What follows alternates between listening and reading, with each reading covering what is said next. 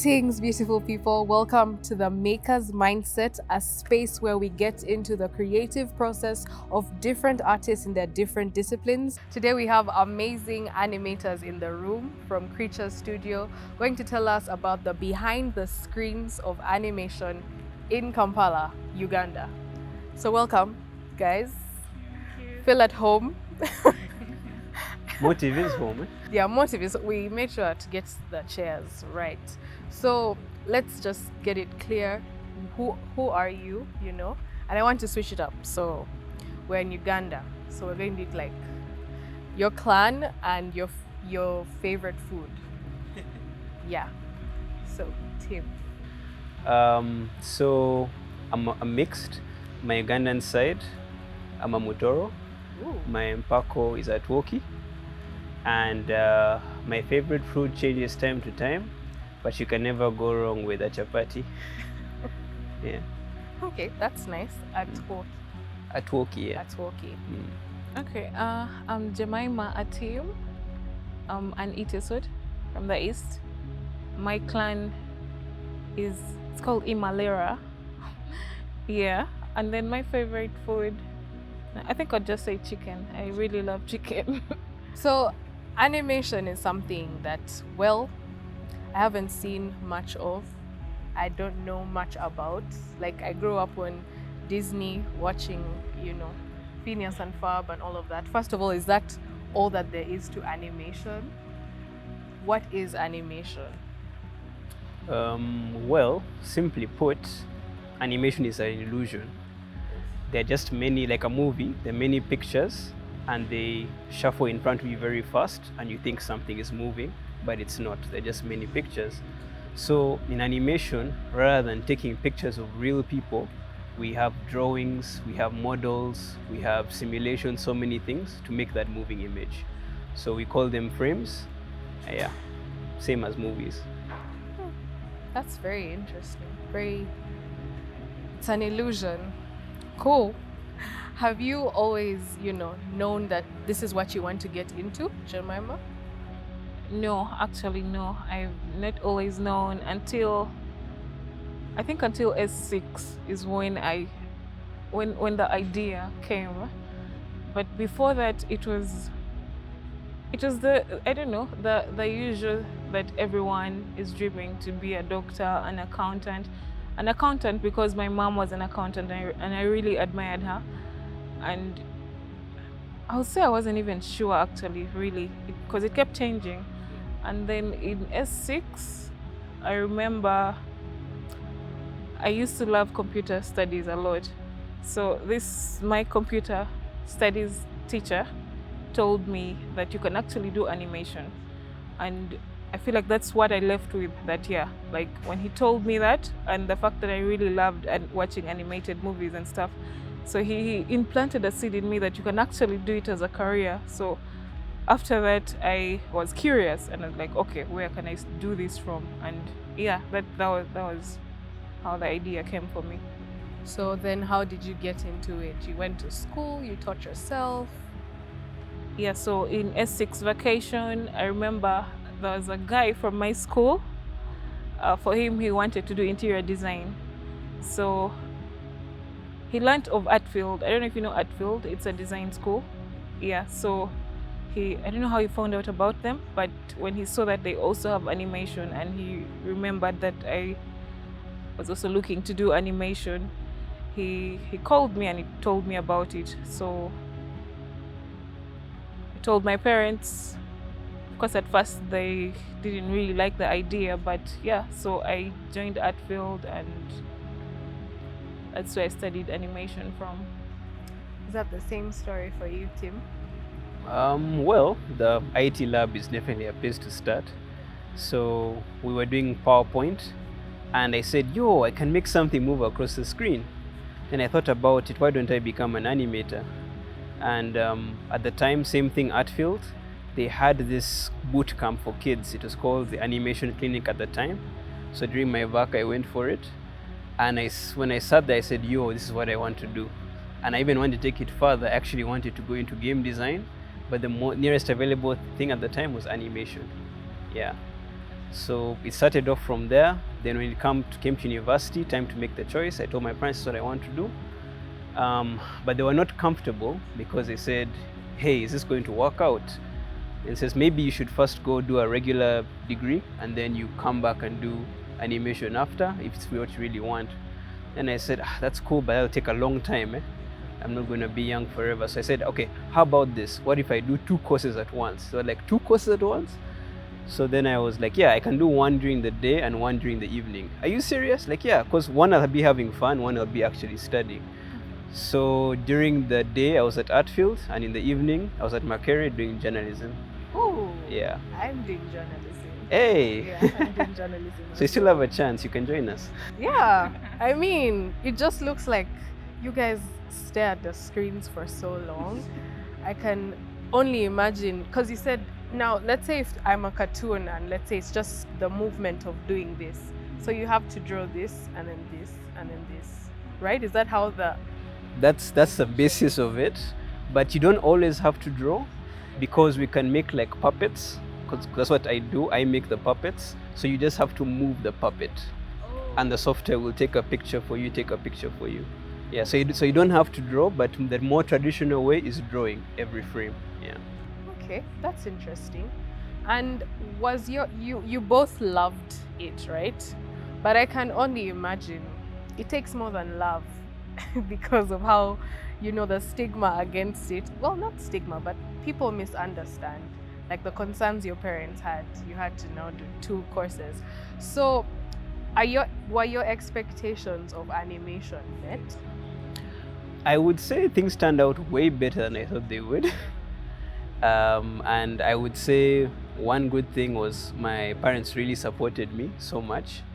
So for example, when you're doing animation, if you want to get the movement of someone right, you have to video them.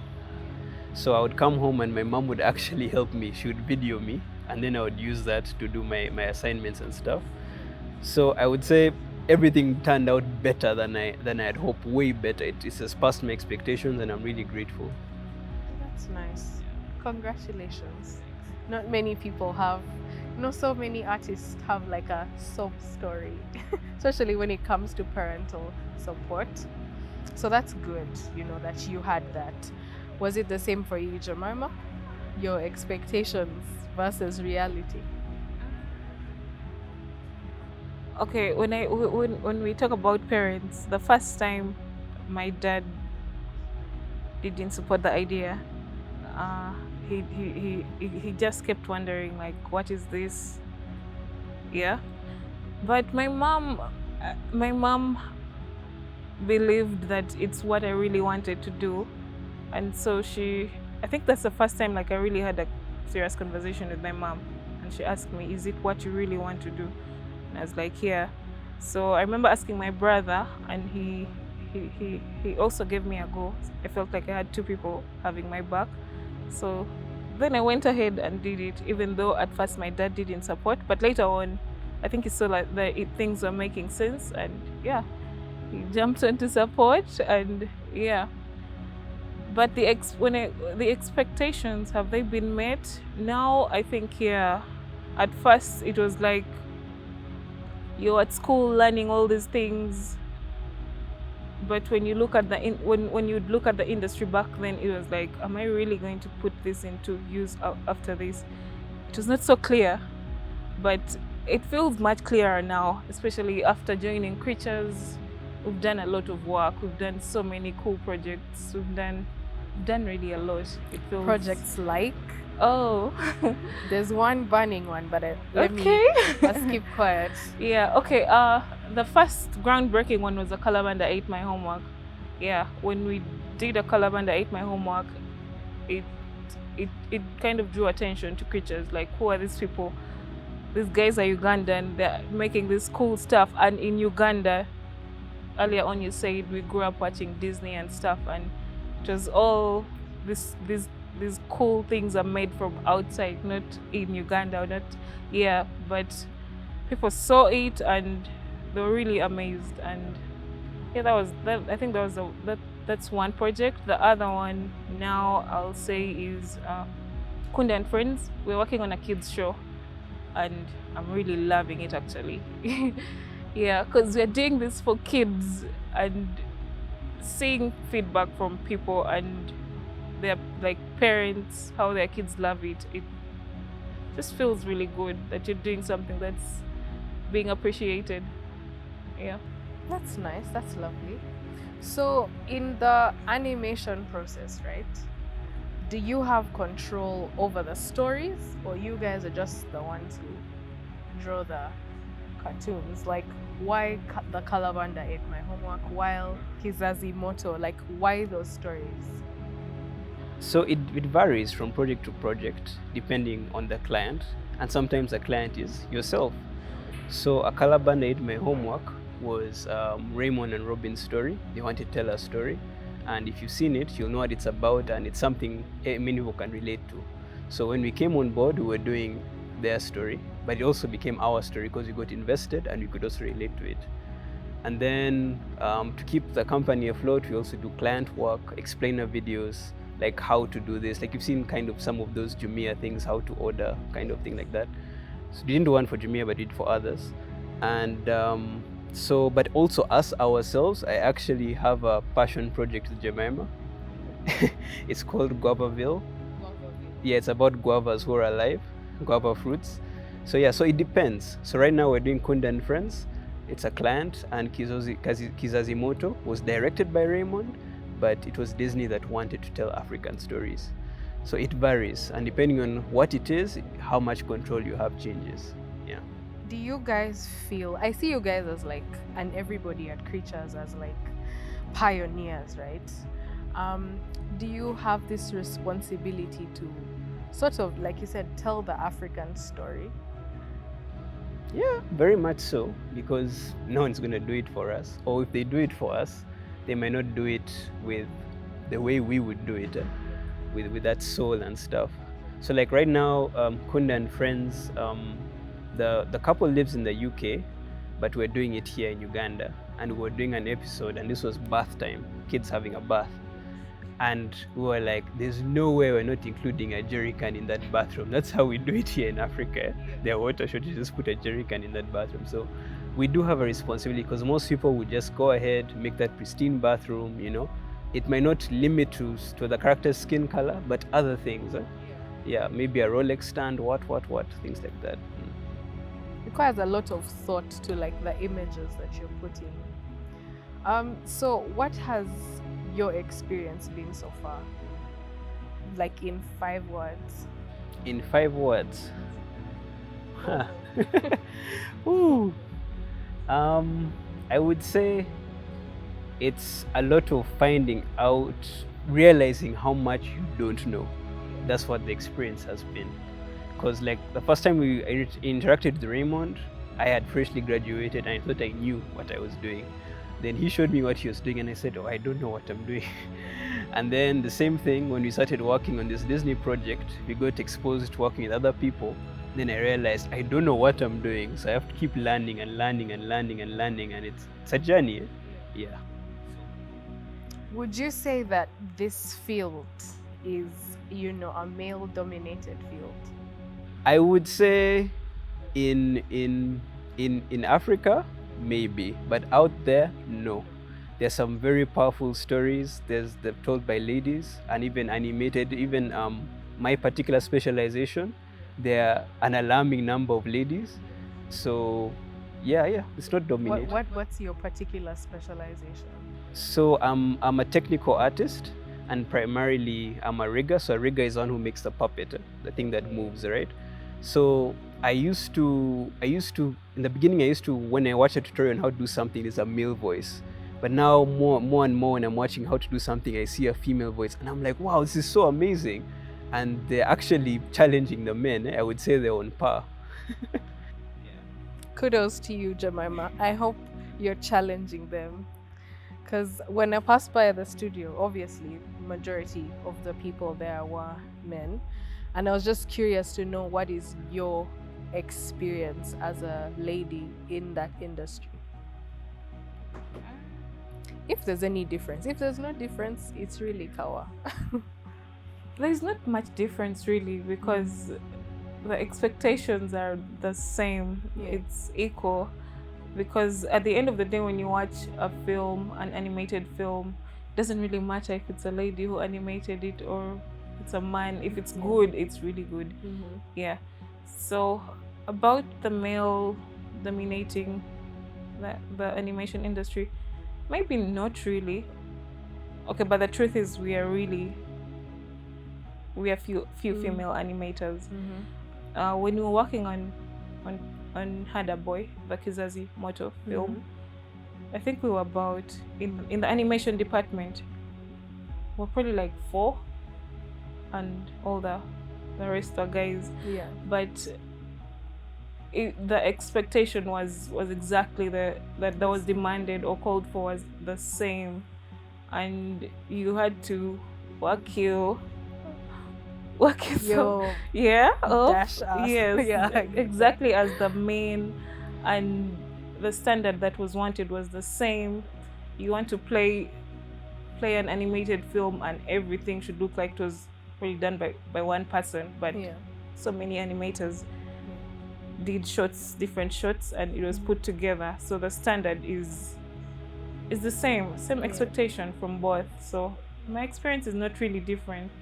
Yeah. Why do you guys think in Uganda there's less females in the space? Is it hard? Do people fear the animation, or it's just a coincidence? I would say it's a bit challenging, because right now I'm also teaching. I teach at Artfield, and in my class is one lady, and you can see, but she's carrying her own weight. Actually, Jemimah, you also graduated, the only lady in your year. Yeah, so it is challenging. It takes that you need that willpower to endure and go through it. But I would say it's not a challenge, it's not like something physical, like physical strength where it's a challenge, but since it's on the computer, you can still do it. But I think maybe the challenge lies in the risk. Is this going to work out? And mostly ladies prefer security, stability, while guys take chances. Yeah. So maybe that's why in Africa, because it's already a risk doing the profession, artists are struggling. But maybe that's why, I would say. Yeah. Okay, that's understandable. Honestly, I'm not one for technology. I hate technology. I used to do visual art, and I just used to, I'm such an, you said the puppet stuff, I would rather draw it. That's how old school I am, or rigid, I don't know. So he mentioned your specialty, it is rigging, right? Do you have a specialty? Because I want to understand how the process is broken down. I've gotten the puppets bit. Yeah, my specialty is animating, basically giving his puppets life. And She's my boss. Oh, nice. Yeah, giving the puppets life, like making them move, just giving them life, really. That's my specialty. Okay. Yeah. Would you advise anyone to join animation in Uganda? Yes, I would, but I would just say you should have a driving force. Like, what's driving you this way? Is it just because everywhere else has failed and now this is like last resort? No. For me, it's been passion. It's really been passion. So Tim said I was the only one who graduated only lady who graduated in my class at Artfield, but actually the only one. We started when we were like 25 in class. Like people dropped out on the way, and I was the last one. And how long was your program? It was 2 years. Oh, okay. Yeah, we were like 25 animators. After 1 year, we were probably down to like 8, and then the last year they kept on reducing until I was the only one. So it reached a point where I would just go and sit next to the lecturer, and he'd tell me, do this, do that, do that. And yeah, it's. I'll also not say that it's easy. Honestly, it's not easy. It requires a lot of patience. Yeah, mostly patience. You really need to be patient, because It's not like an app that you're going to click and voila, Yeah. things happen. There's a lot of creative input also. Yeah, so, but I can really encourage people who want to join the animation industry too, because at the end of the day, it's a proud moment when you produce something, when you create something from scratch and people are happy about it. Yeah. That's nice. I hope some aspiring animator has listened to that. I'm going to ask like an old generation kind of question, just to shed light on how wide. I know for a fact that it's more than just making cartoons, right? So you guys both did animation in school, but what can you do? What job can you get, or what besides the cartoons, right, or the films? What else can you do as an animator? There are many things you can do. You can branch out into game design, because that's one reason I started animation. I thought I would go to game design. You can also work in marketing and PR. So actually, it's on demand for some marketeers and PR, like public relations officers or your creative team. I don't know what they're called, think tank, something like that. They need to be able to make posts, right, for Instagram and what, right? And that requires just some animation fundamentals, how to move this across the screen, make it fade, make it pop. So there are different levels, different capacities. Education is also there. Simulation. Maybe someone wants to see whether a certain thing will work, how it will work. You can simulate it in 3D space. And even as the world is going forward, there's some people doing crazy things. Actually, here in Uganda, there's a gentleman who's doing augmented reality. So you will wear like a headset and you will see something different. So currently he's doing it for teaching. So you can actually do like experiments with in virtual reality and do them rather than physically. So there are many things. Yeah. I think also acting, because as an animator, most of the times we are acting for our characters. Yeah, we shoot reference. So in a way, you should learn how to act. Yeah, because when you animate these characters, it should be close to believable as possible. You're not going to animate something that's doing something really lazy. People are going to see and they're going to be like, that's a lie. Yeah, so we most times we act, we shoot reference and then take it to the software and then kind of mimic that to our characters. Yeah, that's cool. So this is a question that we don't like talking about. You talked about passion, and I think that is so amazing. You said you're a teacher as well, right? But still in animation, which is so cool, because I think you've developed 2 streams of income in the same thing. And I want us to talk about the money. What's your bread and butter? How do you pay rent? Is it possible? Because I think that's everyone's concern. You said, artists are struggling. Are you struggling? I don't know if you can say that on camera, but yeah, you get the point. I won't lie. It's been challenging.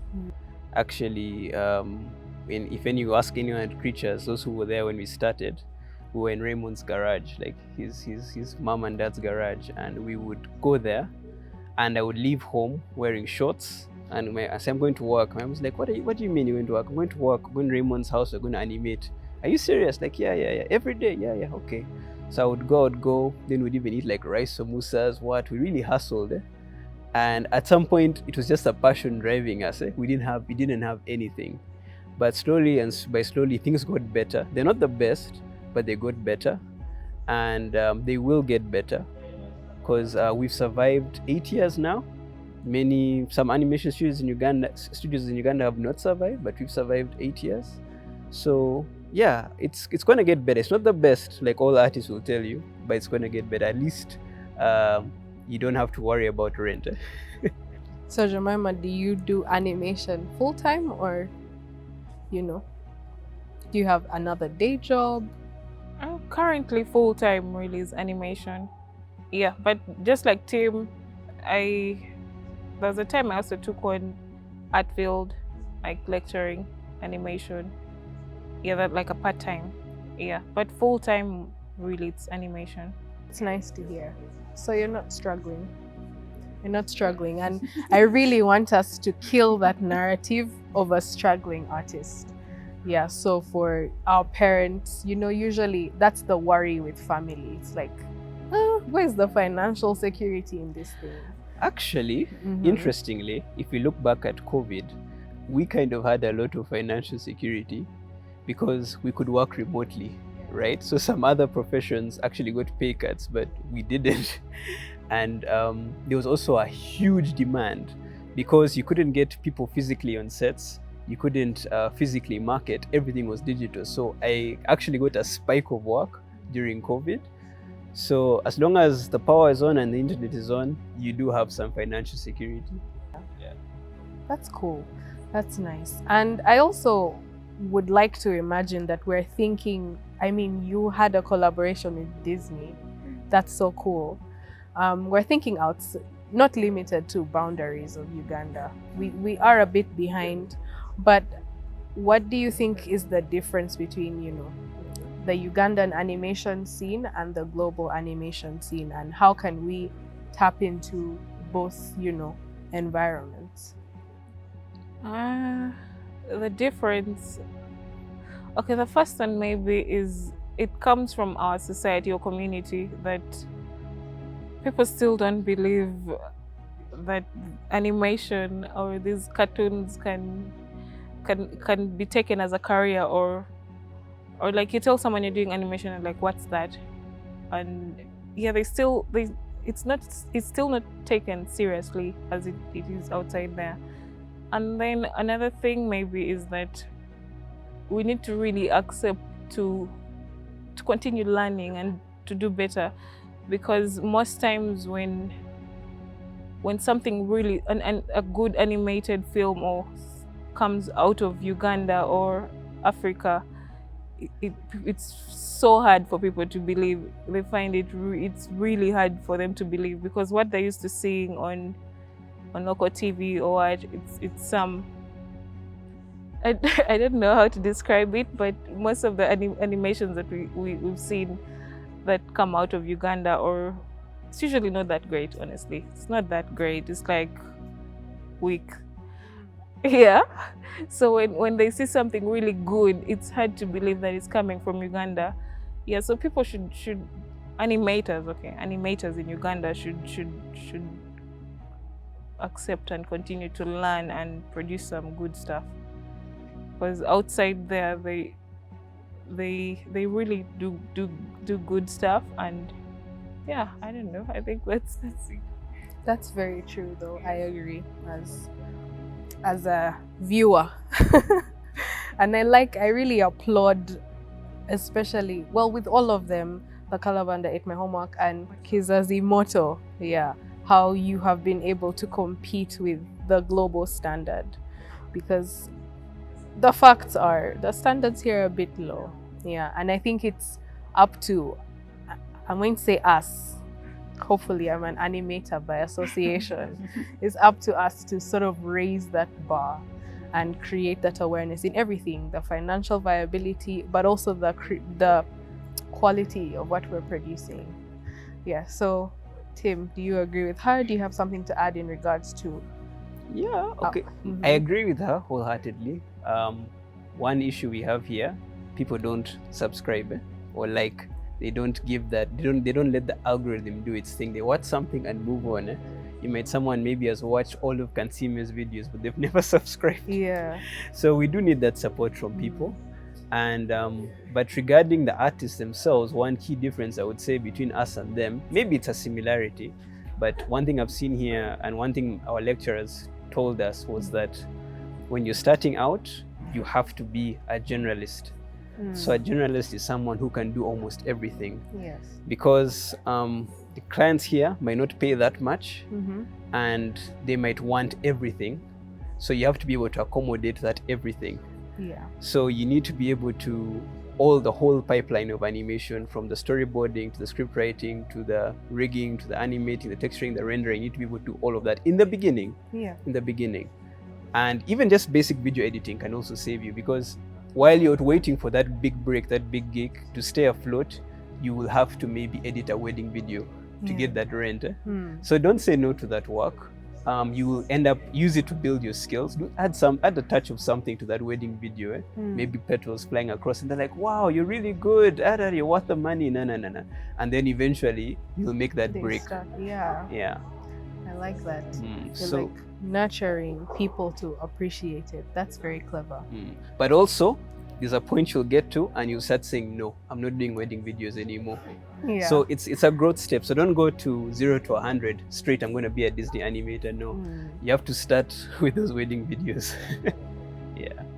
Humble beginnings. Humble beginnings. And I agree. And you know, I think that's how it is everywhere. Even the doctors and engineers, you don't start on 100.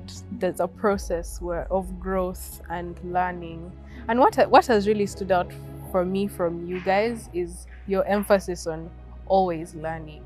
You know, I think there's power in that. There's a lot of power in that. So as we come to an end, unfortunately, or fortunately, I don't know, I just want to know what has been your most fulfilling experience in animation.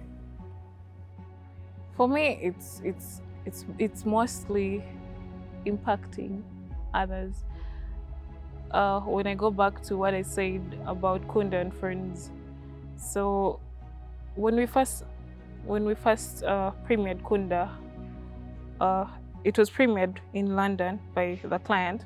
They first premiered it there, and so there were like so many parents, so many kids, and after that they posted videos of themselves at home watching Kunda and Friends, and the kids are happy, singing along.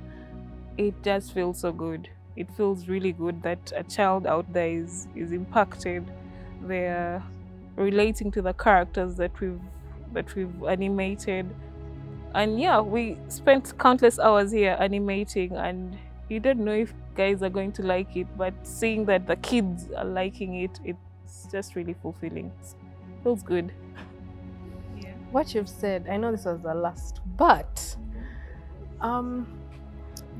the Kunda and Friends was played in London, right? Was it played in Uganda as well, or streamed? So our Kunda and Friends client, they are based in London. Yeah, it's a couple, Ugandan and Nigerian, but they're based in London. So their first premiere, they decided to first premiere it where they stay in London. But yeah, we are going to premiere it in Uganda as well, and Nigeria, and because that's one of the things that I thought about. Same with Kizazi Moto, right? Have I got it right this time? Kizazi Moto, right? I tried to get Kizazi Moto the right way, not by pirating, right? It's on Disney Extra or Disney Plus, which is not available in Uganda. In Africa, yeah. Why? Okay, that's a good question for the directors, but I don't know what to say really, but because Kizazi Moto it's actually a Disney project. It's been done by Africans and stuff, but it's a Disney project. So I'll say that they choose to publish it where they want, really. So, and that's what they wanted. They wanted it to premiere only on Disney Plus.